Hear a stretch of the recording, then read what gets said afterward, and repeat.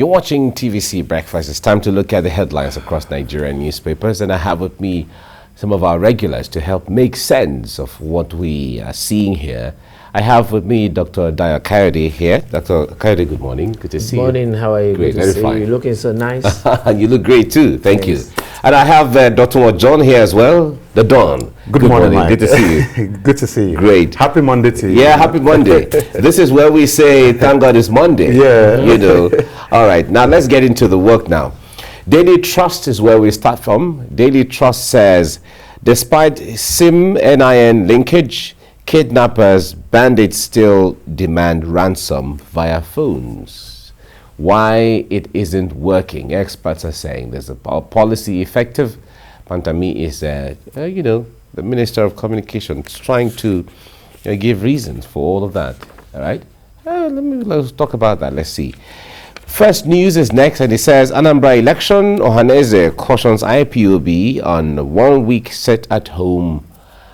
Okay, now recall that the IPOB had brought up the sit-at-home beginning from the 5th, and Ohaneze is cautioning IPOB now. All right, if we have time, we'll certainly talk about that. The Abuja Inquirer is next, and is focusing on the Paris Club refund. Federal government pays $418 million to 6 consultants on the Paris Club refund, overrules 36 governors, and FAC meeting deadlocked, and Governor Fayemi to meet Buhari this week. Okay, that's Abuja Inquirer.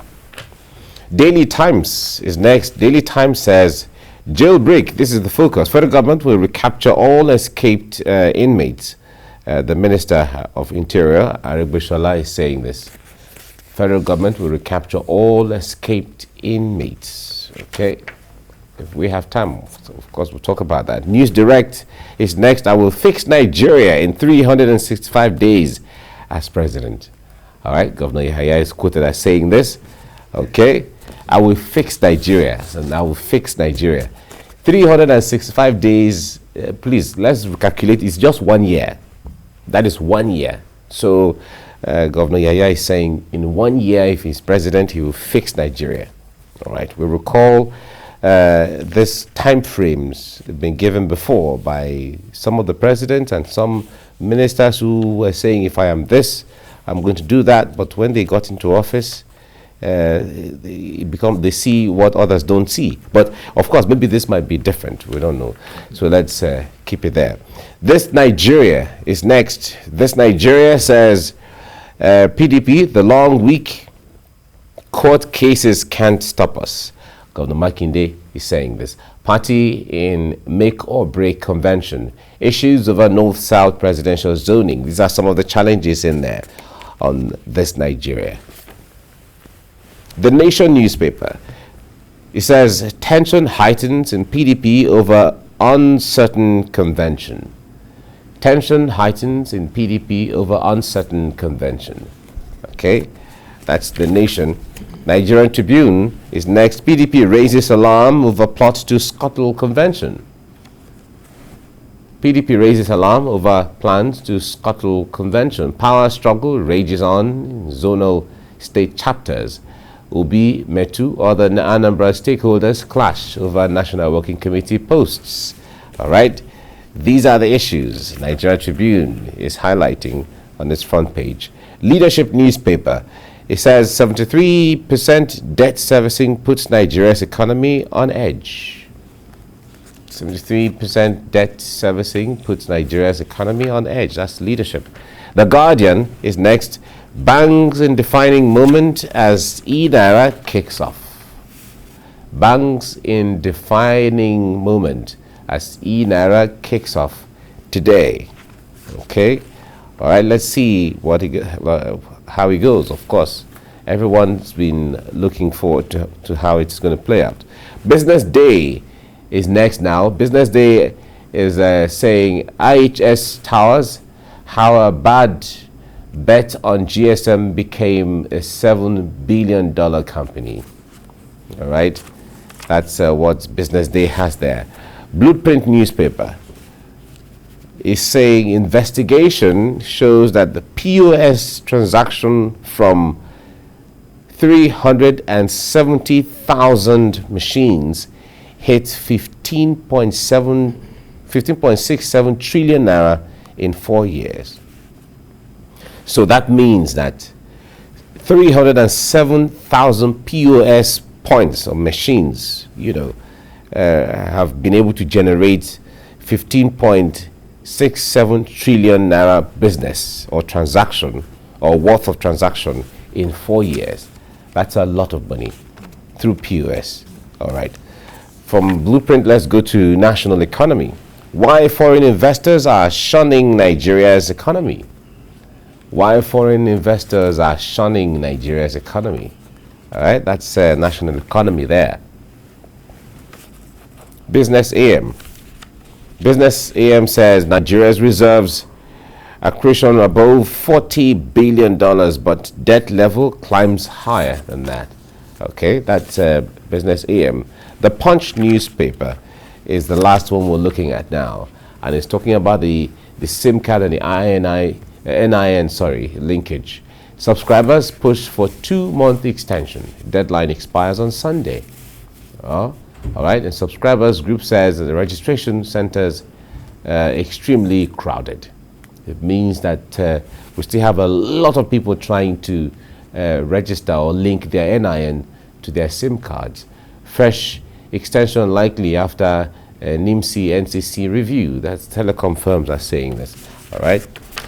Others are saying it has to be a general continuous issue, not necessarily giving a time frame. There are people who are, getting on board these things on daily basis. All right, now, gentlemen, let's start with Daily Trust.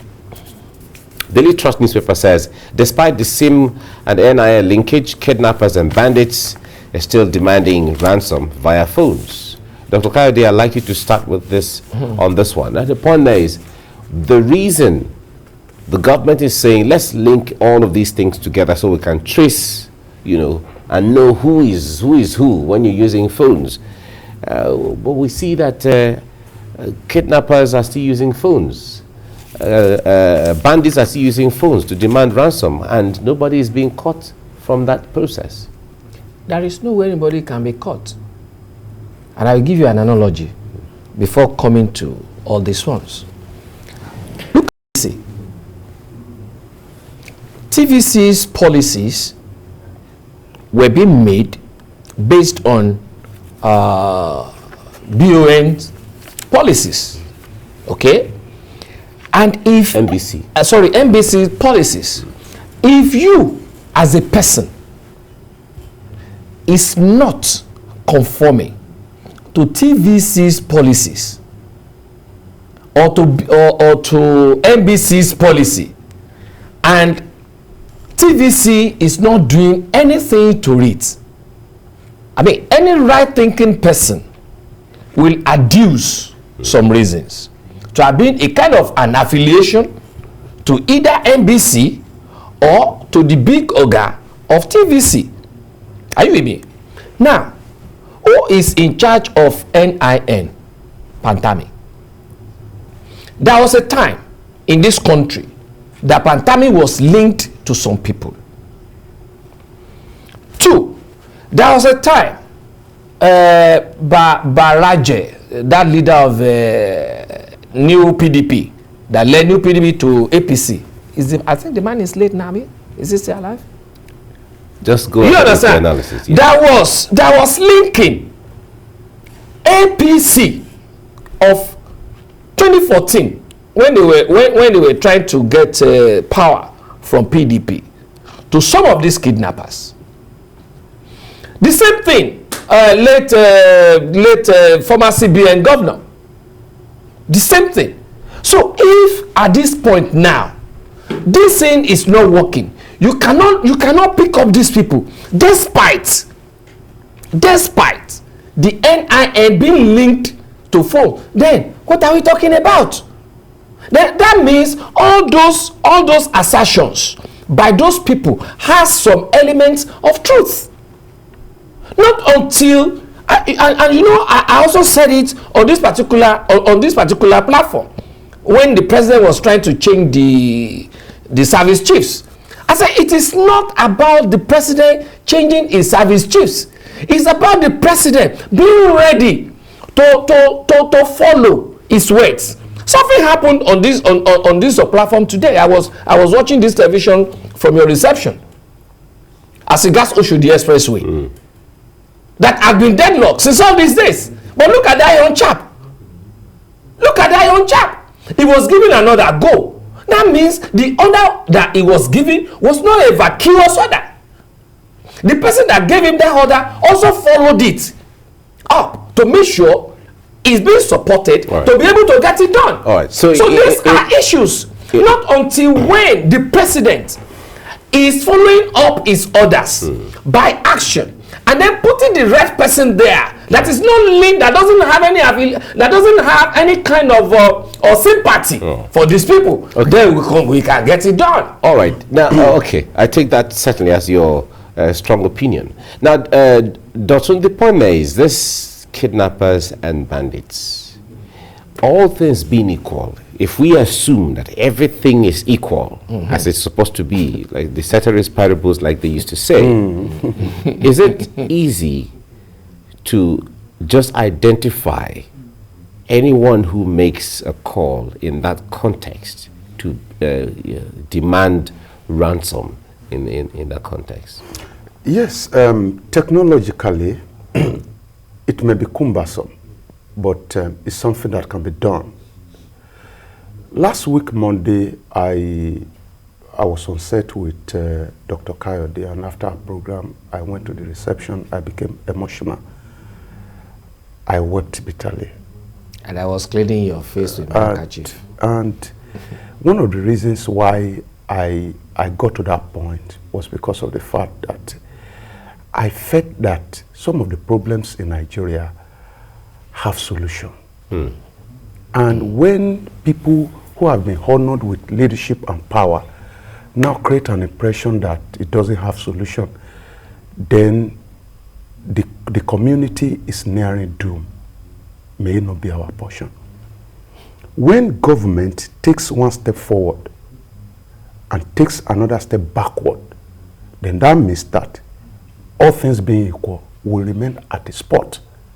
And our population is not remaining at the spot. The issue of poverty is not remaining at the spot. These things keep overwhelming us as a people. When the issue of linkage of SIM with NIN came up, I felt that it was the right step, it was the right thing to do. But look at it as we are battling with this. Somebody in government is already thinking again that, no, in the interim, let's shut down mast. That means that we are working against ourselves. The essence of linking SIM to NIN is to identify people who will make call. But when you shut down the system, it means that you have prevented the people from making call. So how do you want to identify them? How? Because in Nigeria today, when government said they wanted to monitor WhatsApp, they were uproar. A lot of people said, I said, no government will leave its citizens to just do whatever they like. At the point in Rwanda, there were some words that you cannot use as text message. Once you use those words, it will not deliver. Because they are trying to ensure that they clean hate from their community. So if we are going all out, Nigerians are very stubborn people, including the man talking to you. And for you to govern us well, you have to be decisive. This is what you want to do, and you must continue, because the art of leadership is not an art of saying yes. Most of the time, it's an art of saying no, because you are saying what the people cannot see. There's credibility issue, no doubt, but we are not going to clear the credibility issue if we are not decisive with our action. So government is the issue. Traditionalism has become our way of life. Let's just continue to do it the same old way. So let me cite this example quickly. We spoke about the issue of NSAS on Monday last week. And I said that, see, government has a template of its operation. And innovation, unfortunately, does not seem to have power to change this template. And that's why we continue to have an issue. For example, if we have somebody who is wearing dread, and you think, oh, because this person is having dreadlock, or because this person is sagging, then it must be a Yahoo boy. That is traditionalism. Because those people who came to steal our artifact in Benin came in jacket and suit.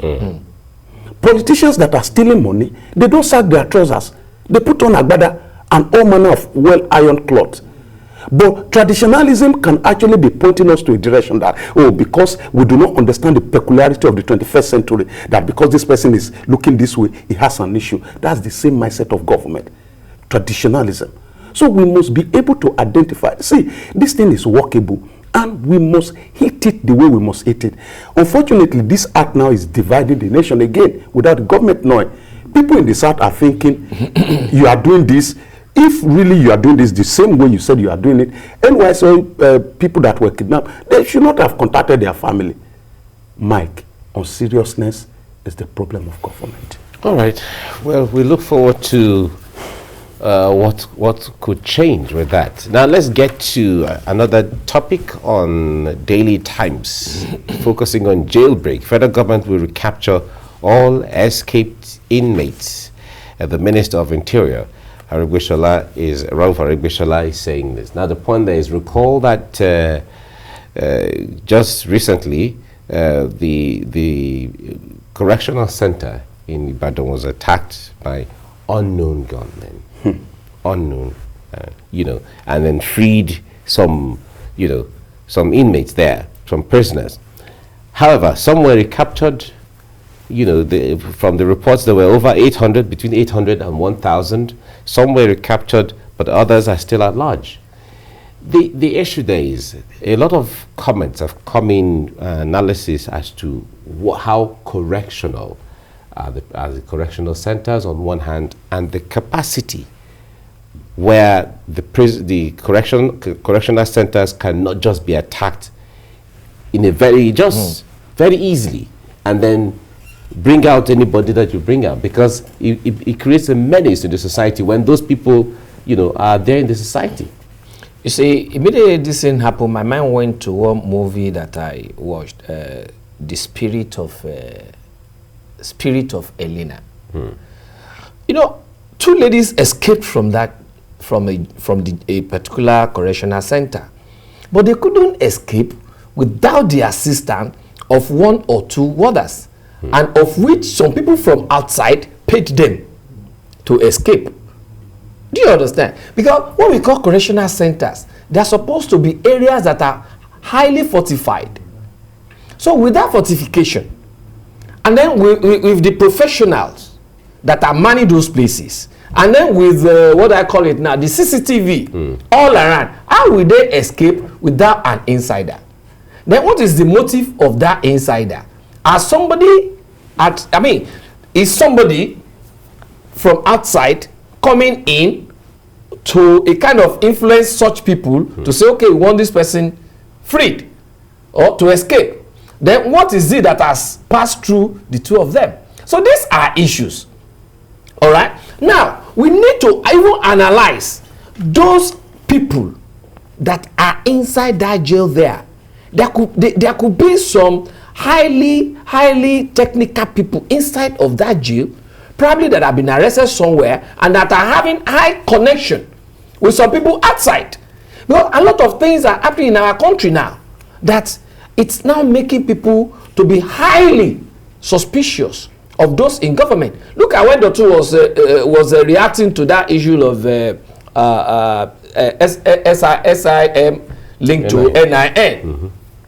Why will somebody say, let us shut down our satellite? On what basis? Has it ever been thought of before? Is it normal? Because when you shut down the satellite, banking system, what happens to it?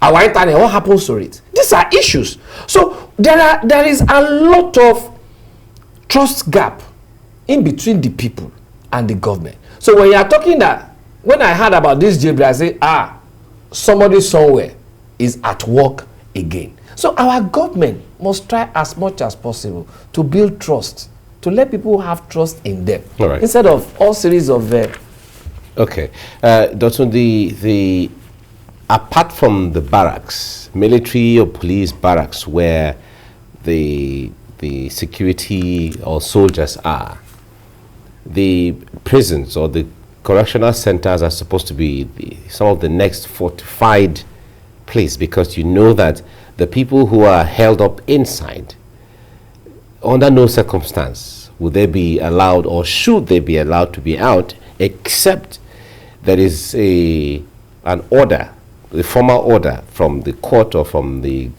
governor or president, for whatever reason. But a situation where unknown gunmen, as it is put, get into the correctional center, break the walls, and then get some persons out and so on, that's easy. He mentioned the CCTV. That should have been in places where anybody who is approaching, you already know, okay, some persons are coming this way, and all of that. What do you make of a system where it is so easy to hit a prison or a correctional center and leave with people? Because this is not the first time, this is not the second time. Yes, Mike, is a definition of what our community has become. The correctional centers are part of our community. If the community is not safe or secured, so to say, these places can also not be secured. Tell me one place that has not been attacked in Nigeria, except Asorok, and by extension, government houses. Some houses of assembly have been attacked in Nigeria.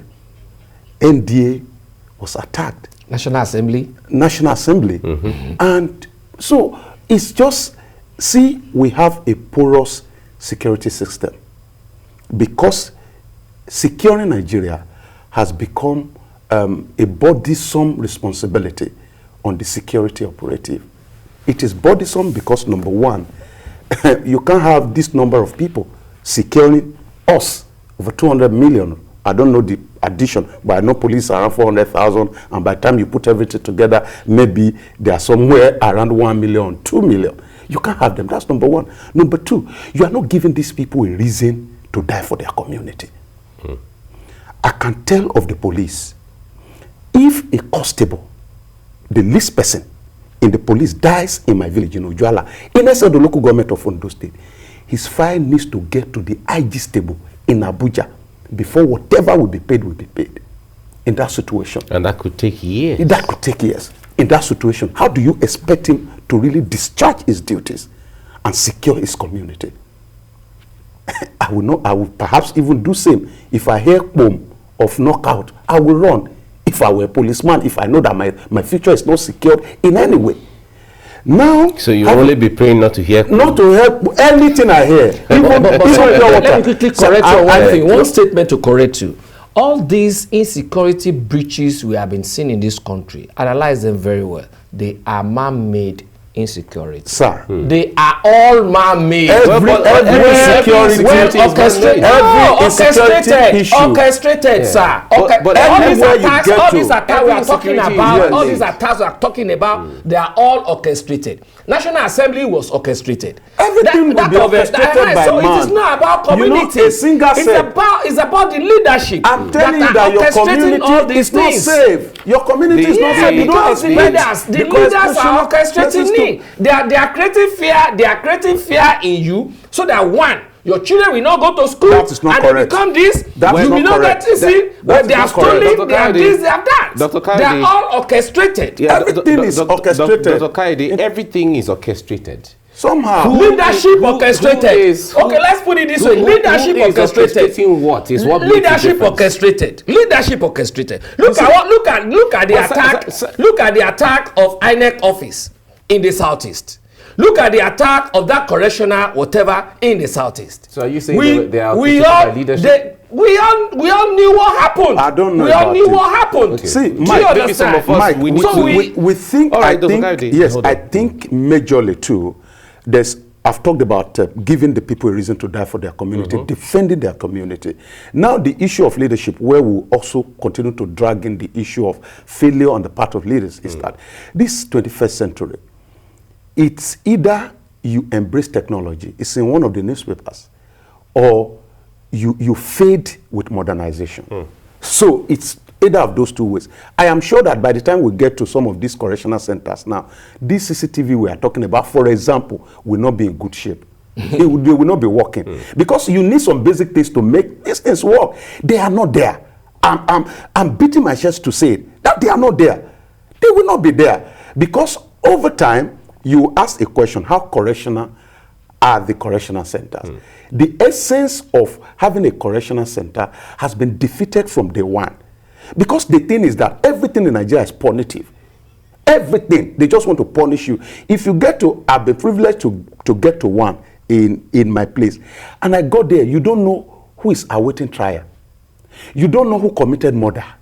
You don't know who did what. Everybody is just the same in a small, this thing, you have 24 people, in some cases, sleeping on one another. That's the situation. And usually, talking about orchestration, usually when you have a big criminal, one of the things they do from outside is that they plan how to escape such people.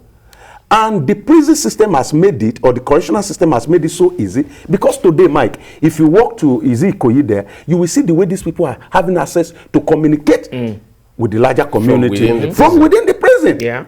They communicate. In fact, a friend told me that when you get in there, you can actually pay some of the prisoners, inmates, to make call. If, for example, you are not experienced, you don't know how things work within inside. And it's as simple as how policemen collect bribe on the street. That's how, as simple as that, sir. That's how bribery goes on within the correctional center. So when you put all these things together, permit me to say that nowhere is secured in Nigeria. And we should not expect that anywhere will be secured if we don't do the needful. Okay. All right. We have to leave it here now because of time. Gentlemen, I must thank you very much, Dr. Dayo Kayode. Thank you very much for coming on the program. Thanks for having me. Thank you. And Dr. Ojon, thank you very much for coming as well. It's a pleasure, sir. Thank you. Yeah.